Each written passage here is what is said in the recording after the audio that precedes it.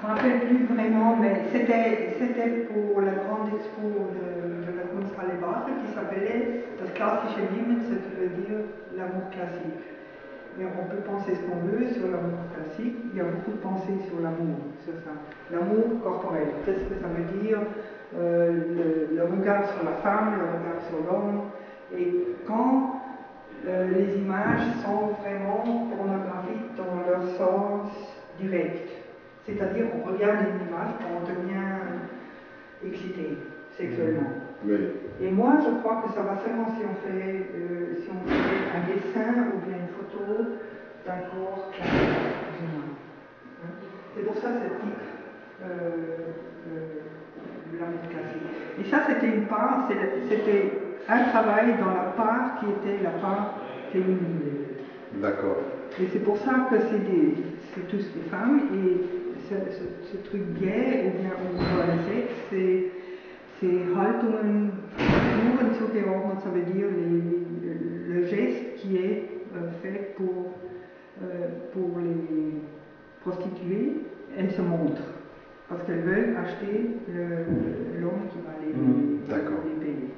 Tu aimes travailler le carnet de dessin, particulièrement? C'est une chose entre autres. C'est la même chose de faire un cahier comme un grand installation, c'est égal. C'est pas des cahiers d'esquisse. Ça c'est vraiment pas. Parce que j'aime pas cette pensée qu'on fait des esquisses pour faire le grand Meisterwerk, comment est-ce qu'on dit, le grand œuvre, chef-d'œuvre, voilà, chef-d'œuvre, œuvre de chef. Ça m'intéresse pas du tout. Au contraire, je trouve que c'est bien plus intéressant de ne pas faire ça. De trouver que si je fais un jour un petit dessin comme ça, c'est la même chose que si je fais l'autre jour une grande peinture comme dans la grande salle. Et ça devient toujours plus extrême ça, parce que maintenant je fais plus des cahiers, ou je fais un grand cahier comme ça en 2 heures. Le tout, non? Oui, c'est très physique aussi. C'est très physique, c'est comme les vieux dessins, c'était très vite, très spontané, très physique, c'était par terre, les grands trucs là. Et aujourd'hui, je fais peut-être une page. Ouais. Mais ça ne veut rien dire, c'est la même énergie. Mais je dois dire quand même que choisir de ne pas avoir la couleur, je voulais faire ça parce que je pouvais être plus directement physique. Je n'avais pas à choisir la couleur, parce que ça c'est un one step, another one. Je ne sais pas comment dire. C'est pour ça que j'ai laissé la couleur. Mais naturellement, quand on laisse la couleur, on pense aussi avec la couleur. On pense la couleur derrière soi. Alors, il y avait un temps, justement, quand j'ai fait les bombes atomiques, où j'ai recommencé avec la couleur. Très lentement au commencement. Et seulement un petit peu. Et après, bon, la couleur, elle était là. Ouais, simplement. Simplement. Là, avec les 2 ou 3 carnets qui sont là, il y a 3 thèmes majeurs dans ton travail: la guerre, le sexe et la mort. Oui, c'est à peu près la vie, non? Très bien.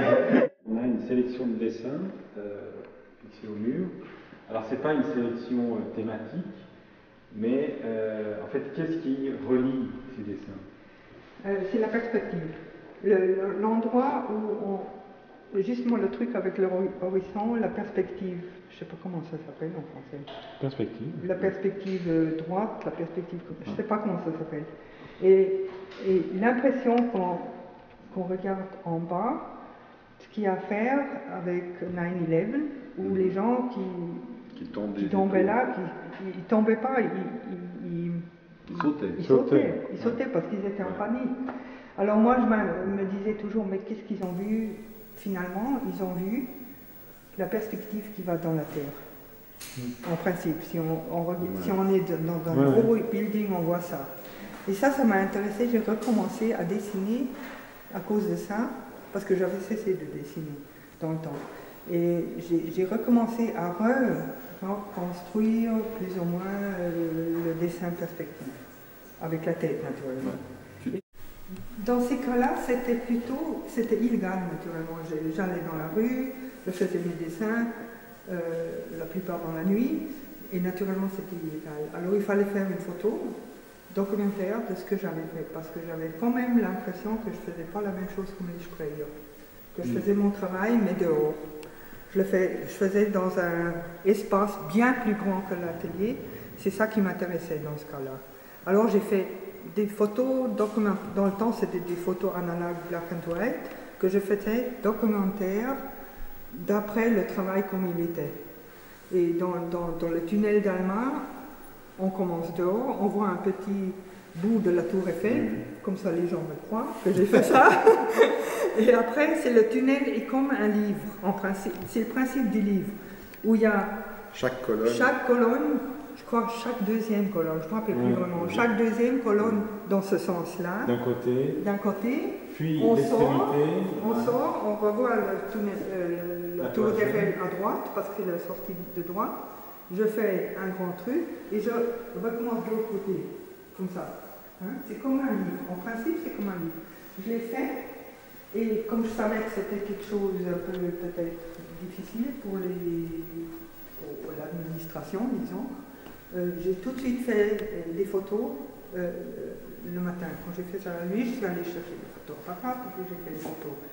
Et l'après-midi, c'était déjà lavé. Ça veut dire que c'est le documentaire d'une performance, si on veut. Pourquoi tu allais dessiner dans des lieux comme ça? Il y avait ce tout petit atelier et le matériel qui a beaucoup de poudre. Et on est toujours tout seul. Alors c'est bien mieux d'aller dehors.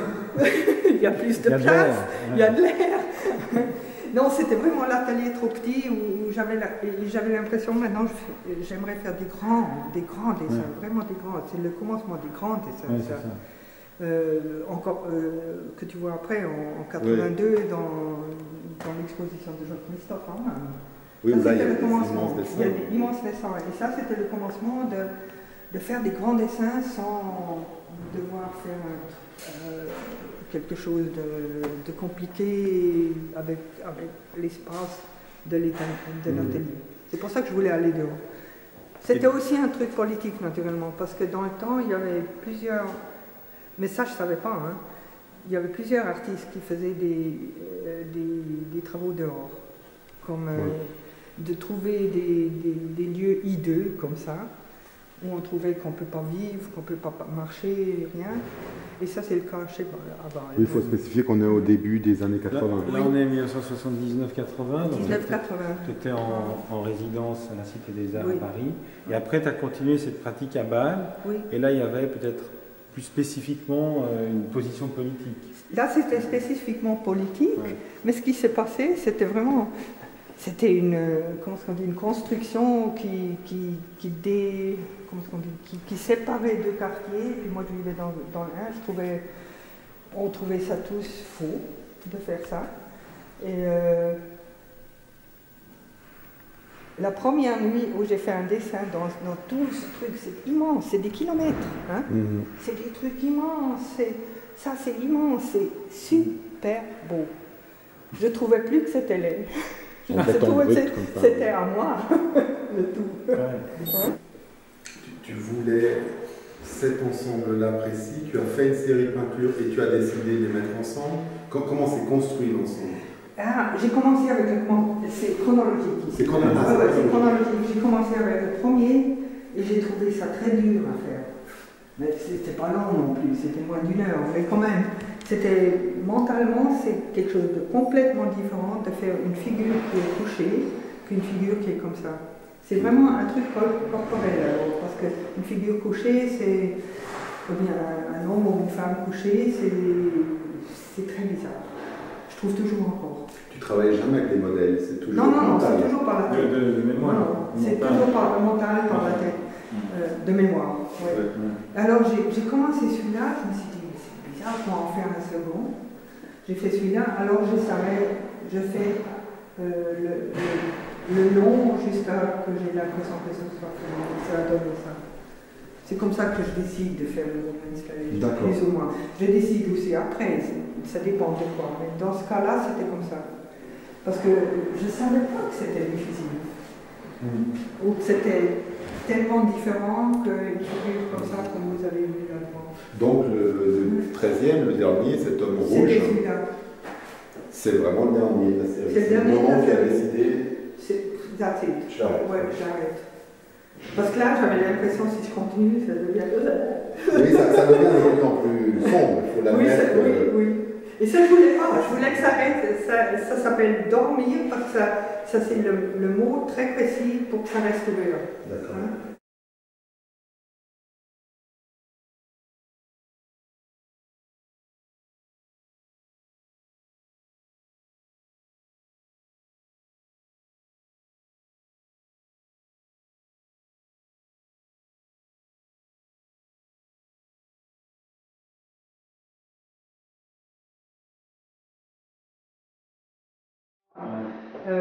Le coup de poing, c'est naturellement le plus direct. Ça, c'est moins direct, mais c'est aussi très brutal. Et ça a à faire avec la situation d'aujourd'hui, où il y a, je sais pas, la brutalité, on la voit partout, dans les médias. Et puis moi, je ne regarde pas dans l'Internet, je regarde, mais je suis sûre que beaucoup de gens qui regardent dans l'Internet, ils voient toutes ces scènes-là. Encore plus catastrophiques, non? Ça s'appelle Eichmann in Jérusalem übermalt, ce qui veut dire la photo d'Eichmann à Jérusalem repeint. Ouais. Parce que tout le monde connaît cette photo avec les lunettes et puis les haut-parleurs de Eichmann, le casque de Eichmann à Jérusalem. Ça c'est assez connu. Et puis ça c'est en dessous, c'est une photo qui est en dessous. Et puis moi je trouve Eichmann le pire des pires. Et j'ai beaucoup aimé le livre de Hannah Arendt, naturellement, super. Et alors, j'avais l'impression que je dois le repeindre parce qu'il faut le éliminer.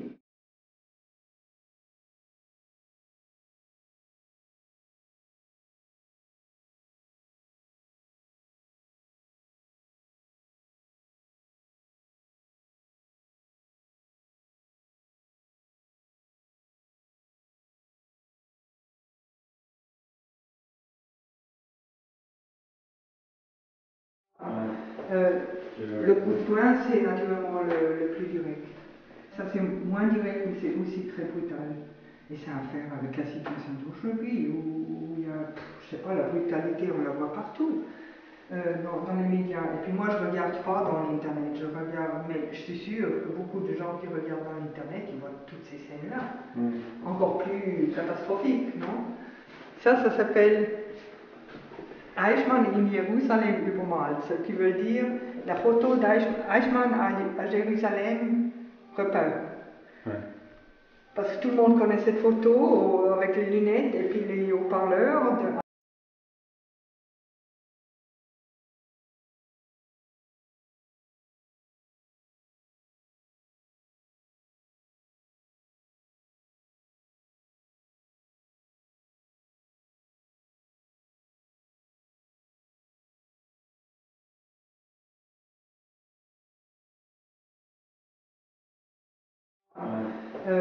le coup de poing, c'est naturellement le plus direct. Ça, c'est moins direct, mais c'est aussi très brutal. Et ça a à faire avec la situation d'aujourd'hui, où il y a, je sais pas, la brutalité, on la voit partout, dans les médias. Et puis moi, je ne regarde pas dans l'Internet, je regarde, mais je suis sûre que beaucoup de gens qui regardent dans l'Internet, ils voient toutes ces scènes-là. Encore plus catastrophiques, non? Ça s'appelle Eichmann in Jérusalem übermalt, ce qui veut dire la photo d'Eichmann à Jérusalem repeint. Ouais. Parce que tout le monde connaît cette photo avec les lunettes et puis les haut-parleurs de Eichmann, le casque de Eichmann à Jérusalem. Ça c'est assez connu. Et puis ça c'est en dessous, c'est une photo qui est en dessous. Et puis moi je trouve Eichmann le pire des pires.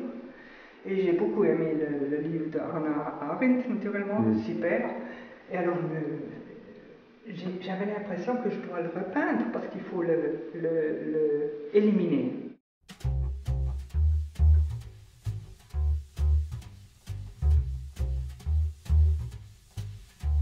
Mais tu sais quel sujet tu abordes au moment où tu l'abordes. Au moment où d'abord je fais cette grande surface. Et puis après, en principe, j'entre et je décide seulement là. Très vite. Très vite aussi, je décide, je fais une déro. Et alors je le fais. Mais c'est pas des plans dans ce sens. Ça c'est une déro du jour où j'ai fait une déro. L'autre jour, ça peut être différent. Mais les animaux, c'est comme nous. Les animaux, c'est comme nous, d'une façon, disons. Et dans les travaux les plus vieux, j'avais vraiment l'impression, quand je faisais des animaux, un court moment, c'est moi. L'oiseau, le quatre pattes, parce que c'était, avec la vitesse que je faisais ces dessins-là, c'était la même chose, disons. Oui. Et aujourd'hui, quand je fais de la peinture, c'est quand même toujours encore la même chose.